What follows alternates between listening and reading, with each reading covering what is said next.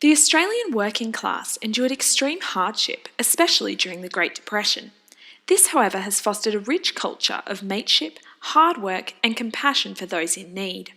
Jim Boswell is one such individual whose humble beginnings have made him highly conscious of the underprivileged.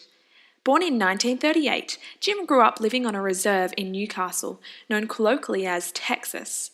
The reserve arose out of the Great Depression, where people had built houses out of anything they could find. It had one street which ran between the houses, and at the end of that street was the beginning of the BHP steelworks. Jim's father was a labourer on the wharves and had practically no education. Although his family was never sure when his father would have work, Jim remembers times when his family would buy extra food to help the miners when they went on strike for better conditions. When the wharf labourers went on strike and his father had no work, they received help from the miners and other working class people. There have been several attempts to document life on the reserve at Carrington. These range from stories of some of the characters on the reserve, like Kerosene Kate, to The History of Carrington by Edward Cullen. The latter speaks of the hardship that the residents of Texas endured and their struggle with the local government to obtain better living conditions, for example, the extension of water services to close proximity of their houses. Australia has inherited a rich work ethic of resilience and looking out for one another from its working class people. These people also consisted of the post-World War II European immigrants who are now an integral part of the Australian nation. The BHP steelworks in Newcastle and Wollongong employed many of these migrants. Jim remarks that his growing up years have shaped his empathy towards people who have arrived here and who need the assistance of others to cope with a new life.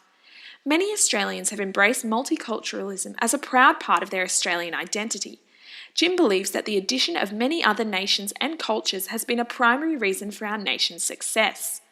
Despite the tough times, the working class people of the 1940s enjoyed many forms of entertainment.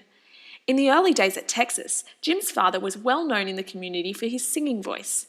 He and Jim sang together frequently, and this helped to prepare Jim for many performances starting from the age of 12. Throughout his life, Jim played leading roles in dozens of musicals, was part of a professional vocal harmony group who worked in the licensed clubs and on television, and was also one of the early performers on the Channel 7 youth show. This type of music is a rich part of Australian culture, with ordinary people being able to participate in and enjoy music. For example, Australians love musical TV shows, as evidenced in The Voice, X Factor, and Australia's Got Talent. Jim was a pioneer in these kinds of programs in the early days of Australian television. Additionally, Jim's love of musical theatre is something that is also treasured in our culture today. Jim's cultural heritage of growing up in very low socioeconomic circumstances and his life in the entertainment industry have become stable parts of our shared Australian identity. Perhaps you see a little of yourself in Jim Boswell.